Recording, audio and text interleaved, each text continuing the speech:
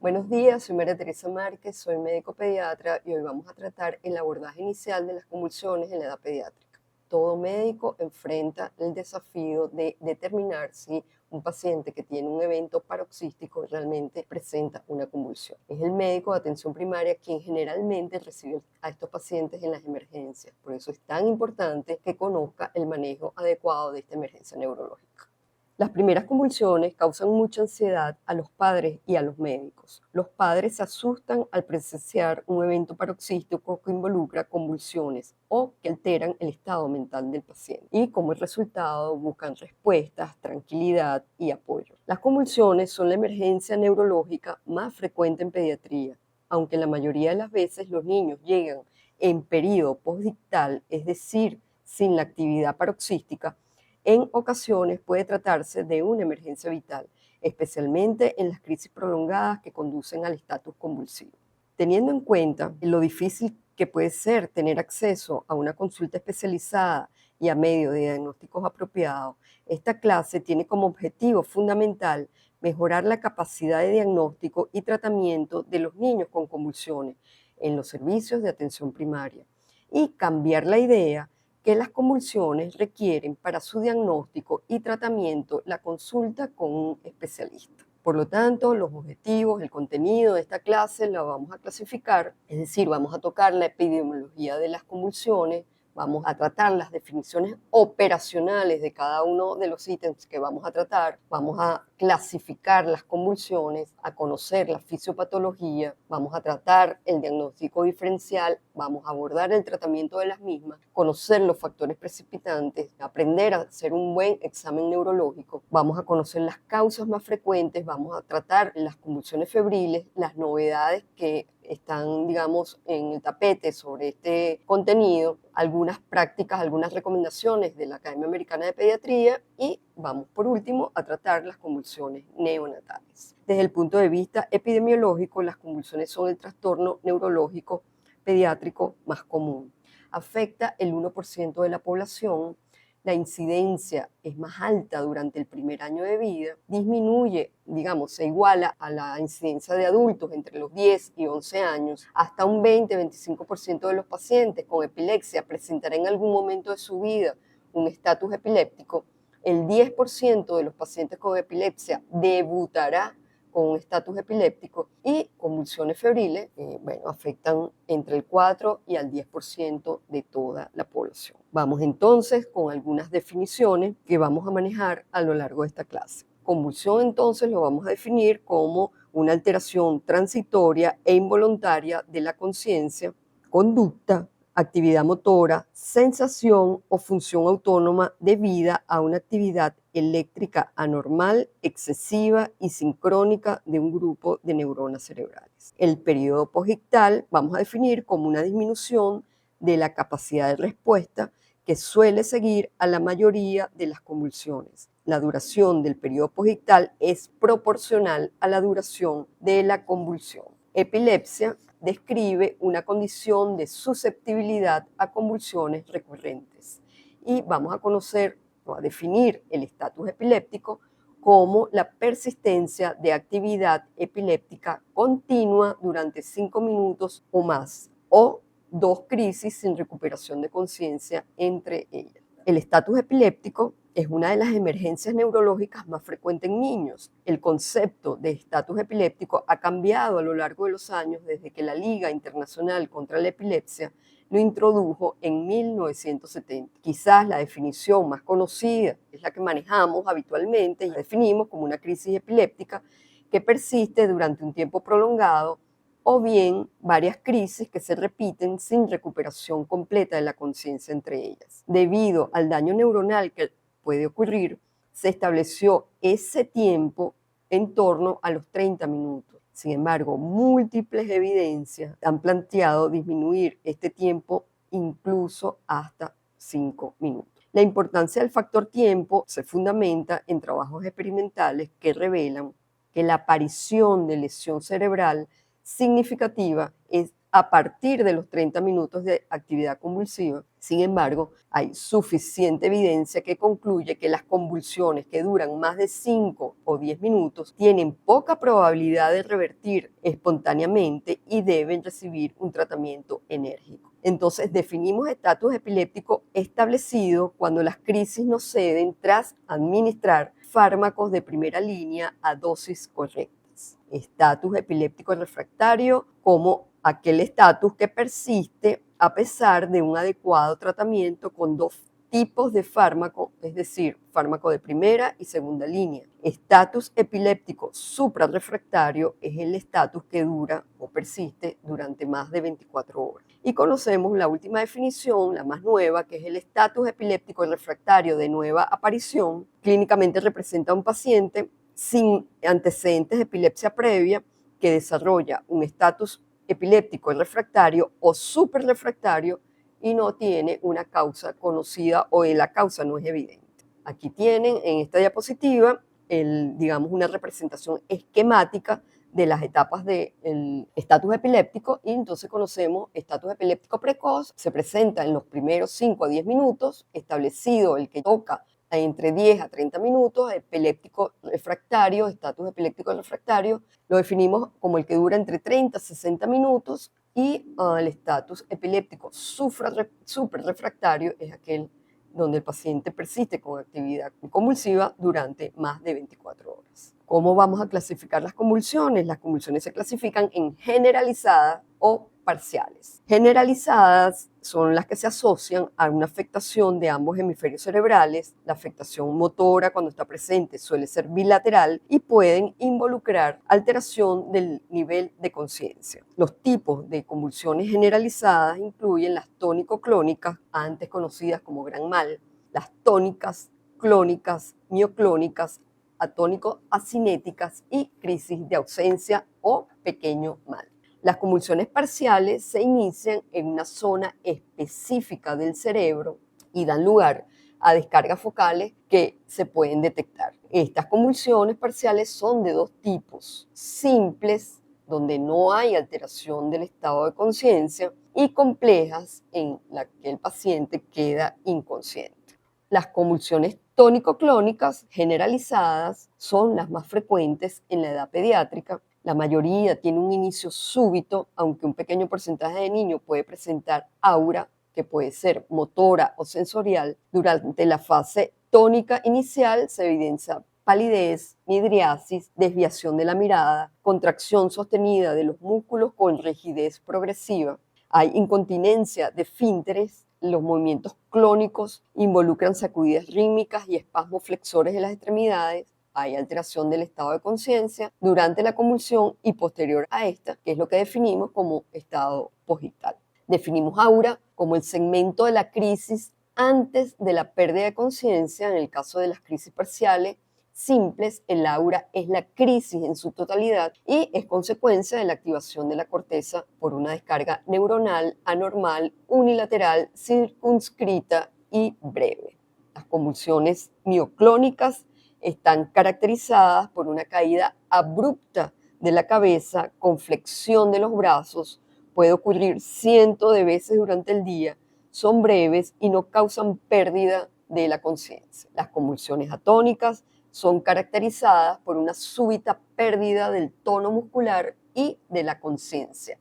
Las ausencias típicas son poco comunes antes de los 5 años, están caracterizadas por una interrupción súbita de la actividad motora, breve pérdida de la conciencia, mirada en blanco o parpadeo. Los episodios duran menos de 30 segundos y no están asociadas con periodos posictal. Por último, definimos las ausencias o caracterizamos las ausencias atípicas como convulsiones usualmente asociadas con la actividad mioclónica, es decir, se presentan espasmos rápidos, contracciones súbitas de un músculo o de un grupo de músculos en el rostro o extremidades y alteración del estado de conciencia. Las convulsiones parciales pueden ser simples, sin alteración de la conciencia, o complejas con alteración de la conciencia. Tanto las simples como las complejas pueden progresar secundariamente a convulsiones generalizadas en el 30% de los niños. convulsivos. Desde el punto de vista fisiopatológico, las crisis convulsivas suceden cuando las neuronas se activan de manera sincrónica. El tipo de crisis convulsiva dependerá de la ubicación de la actividad normal y la manera de propagarse hacia diferentes partes del cerebro.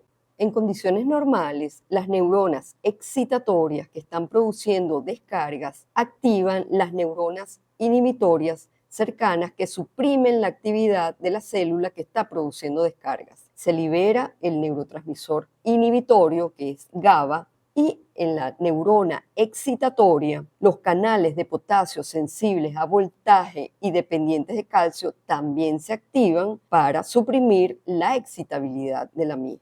El tipo de crisis convulsiva va a depender de la ubicación de la actividad normal y la manera de propagarse hacia diferentes partes del cerebro. La alteración de los mecanismos que acabamos de explicar por alteraciones en canales de ion calcio o dependientes de voltaje o por lesión de las neuronas y de las sinapsis inhibitorias pueden permitir entonces la aparición de un foco convulsivo.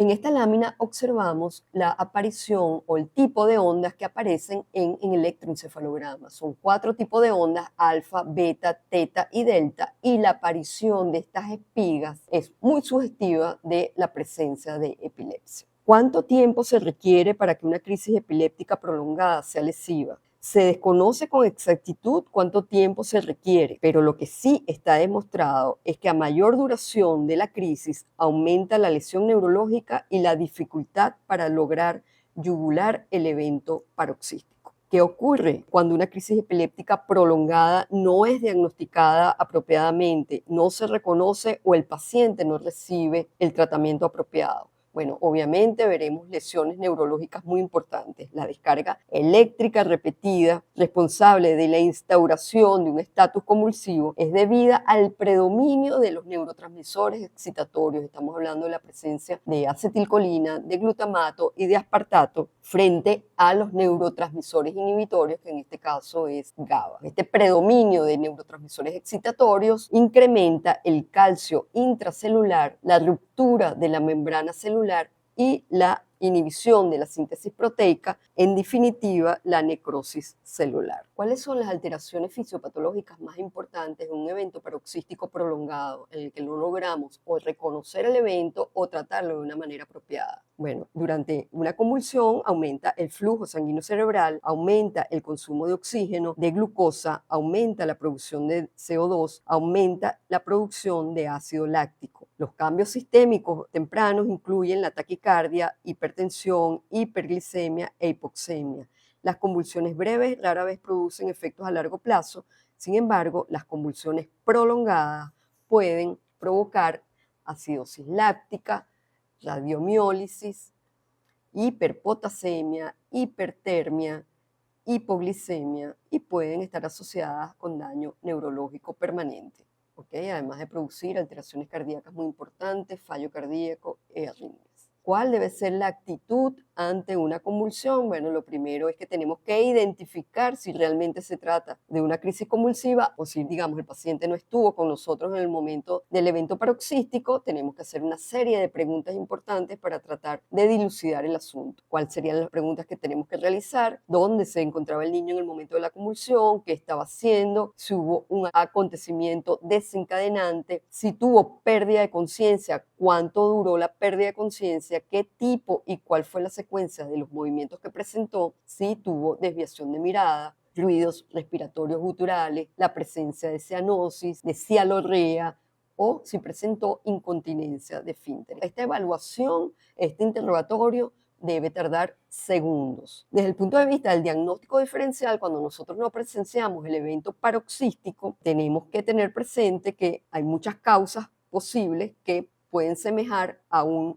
convulsión. Entre los más frecuentes está el síncope vasovagal, el espasmo del sollozo, las crisis de hiperventilación, trastornos del sueño, migrañas y tics, mioclonías, distonías, disquinesias paroxísticas, etc. Aunque cada uno de estos cuadros tiene sus características específicas, en general debe sospecharse que no son crisis convulsivas aquellos procesos que se desencadenan en situaciones muy concretas. Estamos hablando en momentos en que hay extracción de muestras, extracción de sangre, en lugares cerrados, en lugares concurridos o cuando el niño presenta una rabieta. Tampoco suelen ser convulsiones los movimientos que se den ante maniobras mecánicas, es decir, usted sujeta el miembro que tiene el movimiento paroxístico o cambia la posición del miembro y cesa el movimiento. Cuando un niño presenta una convulsión, se debe hacer todo lo posible por determinar la causa. Es imperativo entonces diferenciar entre una convulsión y condiciones no epilépticas que pueden imitar una crisis convulsiva. Una descripción detallada del evento por parte del testigo es uno de los factores más importantes para el diagnóstico preciso. Se debe considerar el estado epiléptico en cualquier paciente que acuda a un centro de atención con actividad convulsiva activa. Seguramente han transcurrido más de 5 minutos. En la siguiente figura lo que vemos es el algoritmo para el tratamiento del estado epiléptico. Ante cualquier niño con convulsiones o en estado posictal, debemos siempre realizar la estabilización inicial que hemos aprendido con la secuencia A, B, C, D, E. Es decir, mantener permeable la vía aérea, ventilarlo y una oxigenación adecuada, estabilización desde el punto de vista hemodinámico, identificación y tratamiento de signos de alarma neurológico. El tratamiento inicial debe centrarse en la estabilización de la vía aérea, la respiración, la circulación y en detener la convulsión. El paciente debe colocarse en decúbito lateral que permita una vía aérea abierta. Se debe colocar una cánula de Guedel. En este momento lo pasamos a decúbito supino para mantener permeable la vía aérea, impidiendo que la lengua y la musculatura faríngea obstruyan la vía aérea. Se debe administrar entonces oxígeno al 100%. Posteriormente, se realizarán las medidas generales oportunas para evitar o disminuir la lesión cerebral secundaria. Se debe evitar la hipoxia, la hipotensión arterial y se debe corregir de forma precoz si se presentan. Se debe realizar un seguimiento correcto del niño en cuanto a temperatura, presión arterial, frecuencia cardíaca, glicemia capilar, saturación de hemoglobina, frecuencia respiratoria y debemos canalizar al menos 2 vías venosas periféricas. Solo tras la estabilización y la reanimación inicial se realizará la anamnesis y la exploración clínica y realizaremos los exámenes complementarios dirigidos a identificar la causa de la convulsión. Es decir, esto lo realizaríamos en la valoración secundaria. Este interrogatorio puede ser realizado por otro facultativo, por otro médico, mientras se realizan las maniobras anteriores. O sea, mientras que se realiza la valoración primaria, otro médico estaría interrogando a la familia sobre el evento y sobre los antecedentes del paciente. Desde el punto de vista farmacológico, el tratamiento consiste en controlar la crisis. La secuencia de tratamiento empezará por los fármacos de primera línea y si fallan, se continúa con los de segunda y tercera línea. Las actuaciones deben garantizar un tratamiento secuencial y correcto, incluidas las medidas de soporte vital. El tratamiento farmacológico precoz es fundamental para mejorar el pronóstico. Siempre tener en cuenta que el tiempo es cerebro. La mayoría de los niños que tienen una convulsión llegan a la consulta en fase posictal, ya que lo habitual es que las convulsiones infantiles se dan espontáneamente. Así que cuando un niño llega con actividad convulsiva, es decir, no hay cese espontáneo de la misma, hay que pensar que lleva convulsionando un tiempo considerable. En estudios en animales se ha comprobado que el daño cerebral en las convulsiones prolongadas empieza a producirse a partir de los 30 minutos. Por lo tanto, una convulsión es una urgencia neurológica. Hay que intentar que ceda lo antes posible. La llegada de un paciente convulsionando urgencias debe interpretarse como una convulsión de duración prolongada entre 10 y 15 minutos y una vez asegurada la vía aérea y la adecuada oxigenación y ventilación, se debe considerar prioritario yugular la crisis por la alta probabilidad de que no ceda espontáneamente. Se sabe que el tratamiento precoz aumenta la posibilidad de control de la crisis con la consecuente disminución de complicaciones, de mortalidad y de secuelas. El éxito del tratamiento no dependerá de la elección de uno u otro medicamento antiepiléptico, sino en el hecho de seguir protocolos de actuación sistematizados. ¿Cuáles son los errores más frecuentes? No oxigenamos adecuadamente al paciente, administramos dosis insuficientes de antiepilépticos o no damos tiempo a que la medicación alcance niveles terapéuticos. El tratamiento farmacológico precoz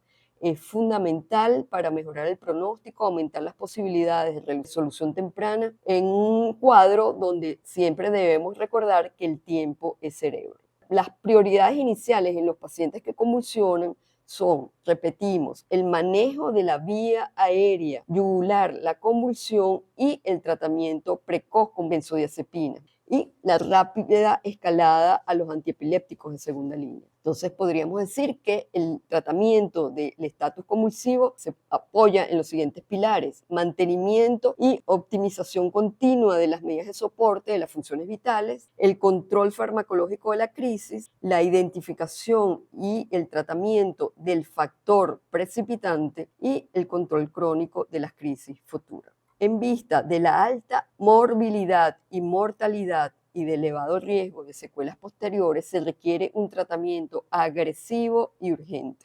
Independientemente del tipo de crisis, el tratamiento es común a todas las convulsiones. Benzodiazepina, exceptuando el periodo neonatal en que la primera droga de elección es el fenobarbital en vez del diazepam. Los fármacos de primera línea son las benzodiazepinas. Estamos hablando de midazolam, diazepam, el lorazepam, aunque no tenemos la presentación intravenosa disponible en el país. Todos son anticomiciales, eficaces, pero no son antiepilépticos. Abortan la crisis, pero por su acción rápida no previenen las siguientes. Hay que tener presente esta circunstancia para plantear muy precozmente el tratamiento de mantenimiento. La eficacia de las benzodiazepinas es del 90 a 100% en las crisis tónico-clónicas generalizadas. Puede repetirse una segunda dosis. El diazepam es el fármaco de elección. Los fármacos de segunda línea se utilizan después de la benzodiazepina y los más usados son difenilidantoína, fenobarbital, recientemente el ácido valproico, pero en la presentación intravenosa.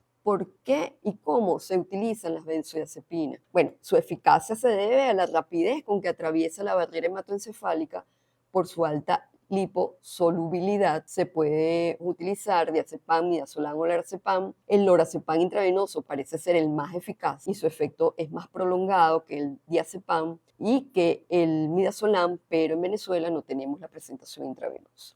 El diazepam a dosis de 0.3 miligramos por kilo ha sido el fármaco más utilizado, es decir, el que tenemos mayor experiencia. Pero midazolam a dosis entre 0.15 y 0.2 miligramos por kilo es igualmente eficaz. La ventaja de usar midazolam es que a pesar de que no es la vía idónea, podemos aplicarlo vía intranasal en momentos en que sea cuesta arriba tomarle la vía a un paciente. Igualmente podemos administrarlo por vía intramuscular o vía intraoral. En este último caso se aconseja aplicarlo entre la mucosa geniana y los dientes. Las benzodiazepinas actúan uniéndose a los receptores GABA en el sistema nervioso central, hiperpolariza la membrana neuronal, dificultando la activación de la neurona. Usualmente la convulsión se inicia con el impulso nervioso. En la neurona hay sitios donde se almacena el neurotransmisor inhibitorio GABA. El GABA es liberado desde la neurona 1 a la neurona 2. El GABA reacciona con los receptores de la neurona 2 que permite la entrada de cloro. Y cloro, recordemos que es un anión, carga negativa, que es lo que va a hiperpolarizar el potencial de membrana y que va entonces a inhibir la respuesta excitatoria de las neuronas. Los antiepilépticos que vamos a usar de segunda línea son el ácido valproico, recordemos siempre en la presentación intravenosa, levetiracetam en presentación intravenosa, fenitoína y fenobarbital. Todos ellos cumplen en mayor o menor medida con, digamos, las características que necesitamos como antiepilépticos de segunda línea y se van a utilizar según las características del paciente y la experiencia del médico tratante.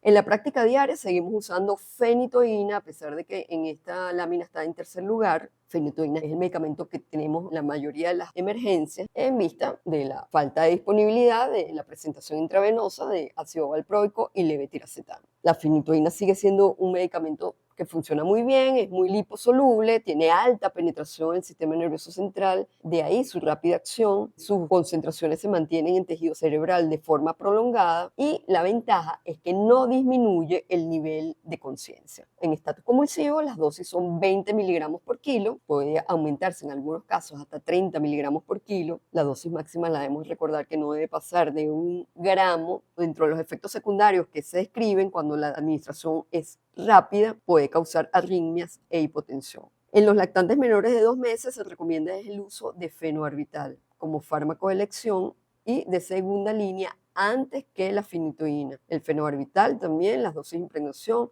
son 15 a 20 miligramos por kilo y el mantenimiento 5 a 10 miligramos por kilo. En cuanto a tercera y cuarta línea de medicamentos anticonvulsivos, bueno, estamos hablando de las benzodiazepinas, pero ya en bomba de infusión. Los fármacos que se usan en esta línea, de tercera línea, se usan en infusión continua y a dosis muy elevada. Obviamente el paciente tiene que estar ingresado en una unidad de terapia intensiva con apoyo ventilatorio. El tratamiento de primera y segunda línea está aquí en esta lámina, esquematizado y relacionado con el tiempo y las definiciones de estatus pertinentes. Es decir, no pretendemos leer toda la lámina, pero vemos cómo está, digamos, relacionado el estatus epiléptico precoz, qué es lo que tenemos que hacer. A los 10 minutos ya pensamos que es un estatus epiléptico establecido, qué es lo que tenemos que hacer y así sucesivamente.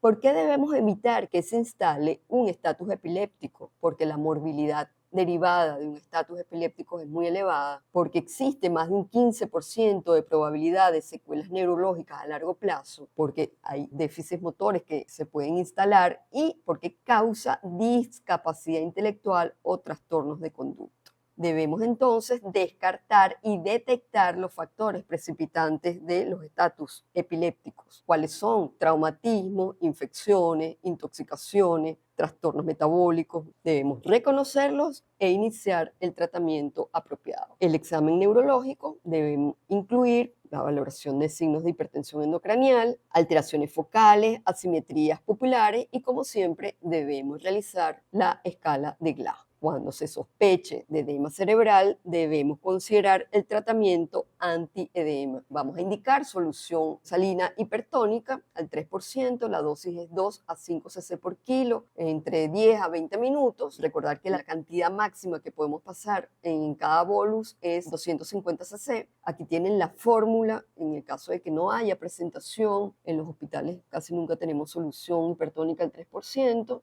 Y aquí tienen cómo componerla. En 100 cc de solución al 3%, vamos a formularla con 11 cc de cloruro de sodio al 20 más 89 cc de solución fisiológica.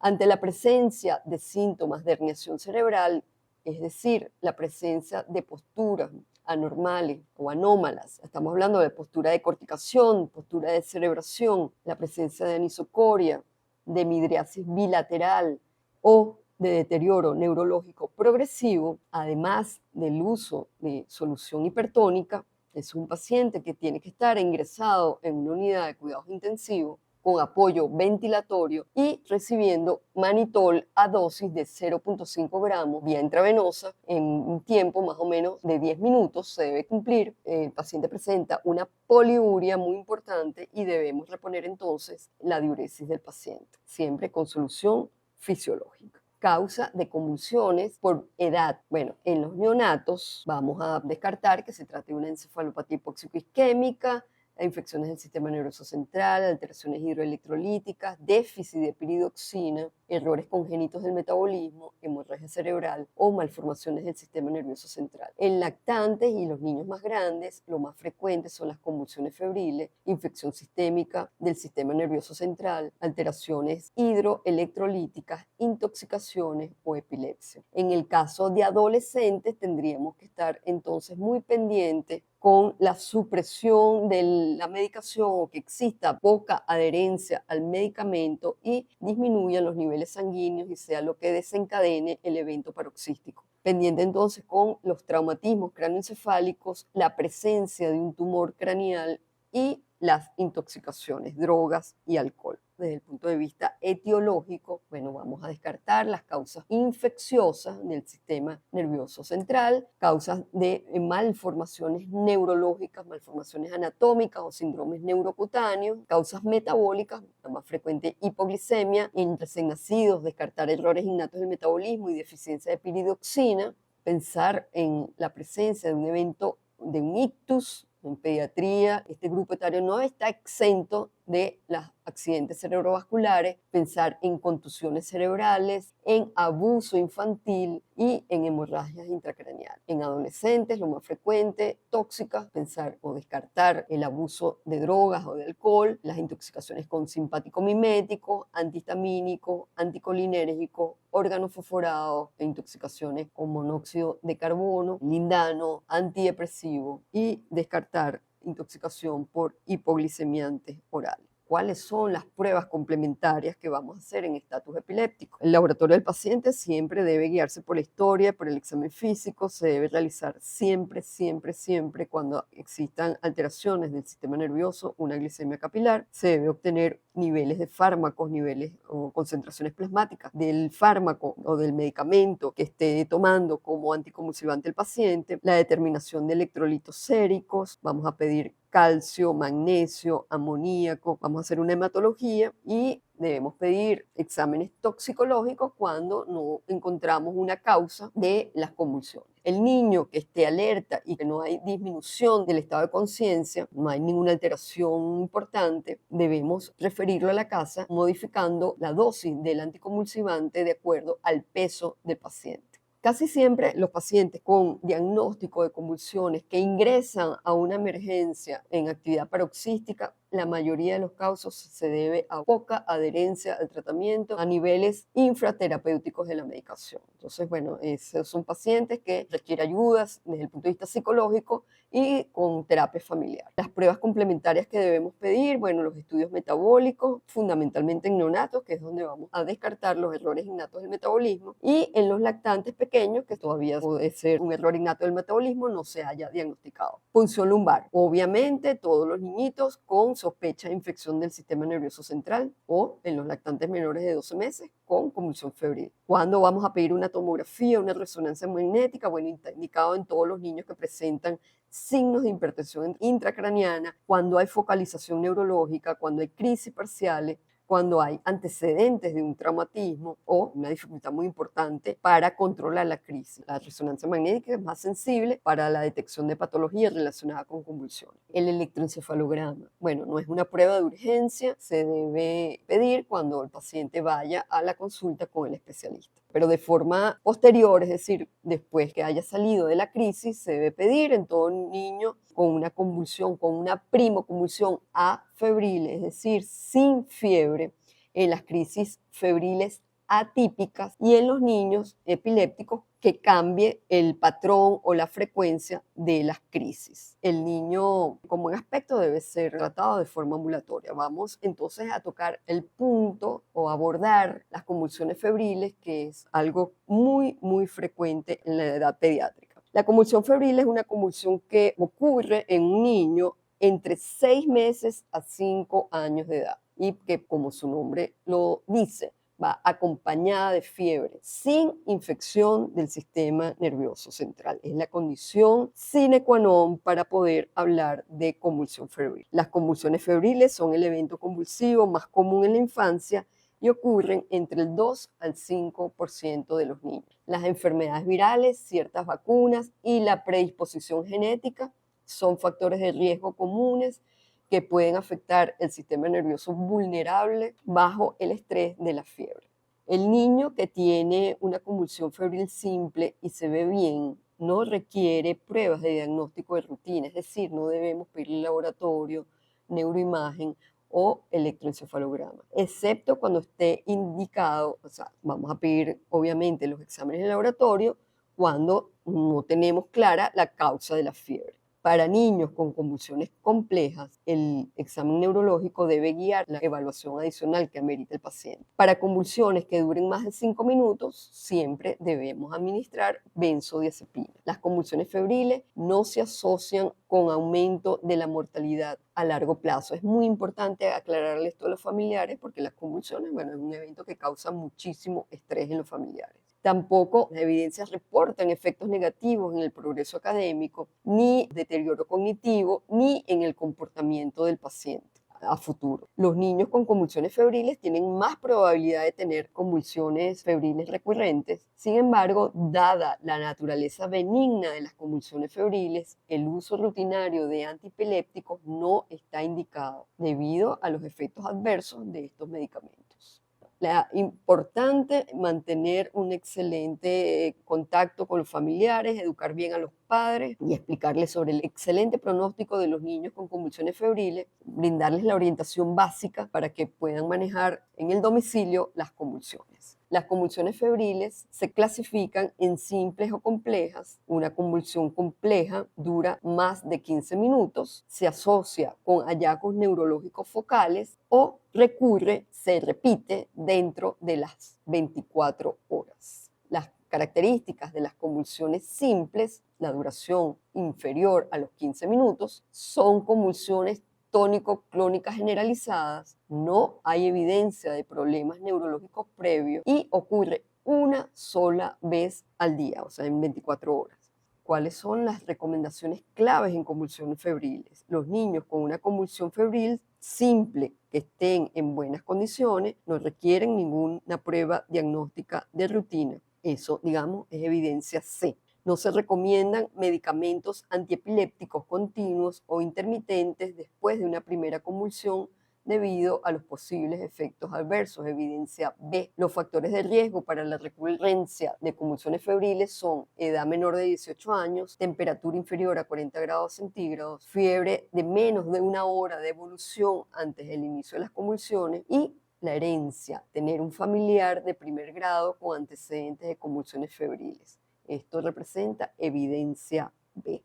La Academia Americana de Pediatría define como buena práctica en neurología no solicitar de forma rutinaria electroencefalogramas en niños neurológicamente sanos con convulsiones febril simple. No son necesarias tampoco en convulsión febril simple pedir exámenes de radiodiagnóstico como tomografía o resonancias. ¿Cuáles son las novedades que vemos en este tema? Bueno, ya un ensayo aleatorio en el 2018 demostró que el paracetamol rectal cada 6 horas durante las primeras 24 horas redujo significativamente la probabilidad a corto plazo de recurrencia en las convulsiones en comparación con ningún uso de antipirético. La vacuna trivalente viral se asocia con mayor riesgo de desencadenar convulsiones febriles cuando se coloca en lactantes mayores de 16 meses. Esto resalta la importancia de cumplir con el calendario. El electroencefalograma no tiene ningún papel, no juega ningún papel en el tratamiento agudo de convulsiones febriles. No predice la recurrencia. El electroencefalograma ambulatorio debe realizarse en niños con múltiples factores de riesgo de epilepsia, retraso en el desarrollo, antecedentes familiares de epilepsia o convulsión febril compleja. Y por último, vamos a tratar las convulsiones neonatales.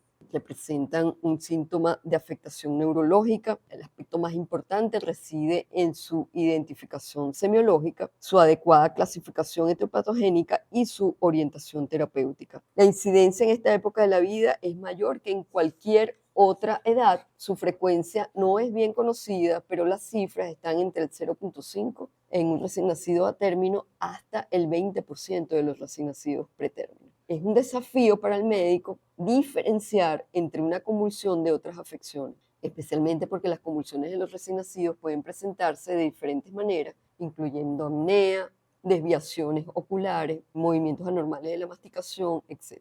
Las crisis neonatales epilépticas son habitualmente focales, con frecuencia están restringidas a un hemisferio cerebral. Por otra parte, el fenómeno clínico suele estar mal organizado. Esto lo que traduce es la inmadurez anatómica y fisiológica del cerebro, y las ramificaciones dendríticas y su sinapsis son incompletas, así como la mielinización. Cabe destacar que las crisis tónico-clónicas generalizadas no se producen en el periodo neonatal. Clínicamente vamos a distinguir en el periodo neonatal estos tipos de crisis: las clonías focales, que son movimientos de la cabeza, de los ojos y pueden acompañarse de breves apneas. Las crisis tónicas focales o generalizadas, los miembros adoptan actitud catatónica en extensión y menos frecuente en flexión. Mioclonías focales o multifocales generalizadas son sacudidas rápidas, repetitivas en cabeza y en cuello, flexión de extremidades, y lo más frecuente que vemos los médicos que atendemos recién nacidos son las crisis sutiles, que son movimientos que en la mayoría de los casos pasan desapercibidos. Son movimientos oculares, puede haber nistagmo, automatismos motores orolinguales, también estos automatismos en el cuerpo, entonces vemos como pedaleo, enrocamientos boxísticos, así como alteraciones autonómicas y crisis de apnea. Podemos hacer una correlación entre la etiología y el tiempo para que nos oriente hacia la etiología de la convulsión y bueno, rápidamente podemos decir que entre las primeras 72 horas lo más frecuente, la etiología más frecuente de las convulsiones en recién nacidos son las hemorragias intracraneales, la encefalopatía hipóxico-isquémica y las alteraciones metabólicas, fundamentalmente hipoglicemia, hipocalcemia. Entre el tercer día y el séptimo día ya estamos hablando de trastornos del metabolismo, infecciones intracraneales, malformaciones y por último las convulsiones, digamos, de inicio tardío entre el séptimo y el décimo día. Bueno, estamos hablando de síndromes de epilepsia neonatal, error innato del metabolismo, trastorno del metabolismo de los aminoácidos, enfermedades mitocondriales, etc. Siempre sospechar cuando se inician tardíamente errores innatos del metabolismo. El fármaco de elección, fenobarbital. Siempre en recién nacido va a ser fenobarbital. La dosis a 20 miligramos por kilo. El mantenimiento entre 3 y 5 miligramos kilo día en 2 dosis, es decir, cada 12 horas. Siempre mantener vigilada la hipoglicemia, el tratamiento en presencia de una hipoglicemia, 12 cc por kilo de solución destroza. Tenemos que vigilar la presencia o la posibilidad de una hipocalcemia y vamos a corregir entonces la hipocalcemia con 200 miligramos por kilo de gluconato cálcico al 10%. Si el paciente presenta una hipomagnesemia, el tratamiento es de 0,1 a 0,2 cc por kilo, de magnesio al 50% cada 12 horas. Vigilar si hay una hiponatremia, una encefalopatía hiponatrémica y debemos corregir entonces con solución hipertónica, una dosis entre 1 y 3 cc por kilo. Además de todo esto, tenemos que buscar la causa que está desencadenando todas estas alteraciones metabólicas y por último, si no logramos controlar las convulsiones, no podemos olvidar cumplir una dosis de piridoxina, dosis única, intravenosa de 100 miligramos. Bueno, esto ha sido toda la clase de convulsiones en la infancia y lo ideal sería que termináramos esta clase con pacientes felices, sanos y que nos dediquen estas bellezas de dibujos como el que estoy mostrando en este momento. Te amo y gracias. Fui muy feliz con mis doctores. Albert. Muchas gracias.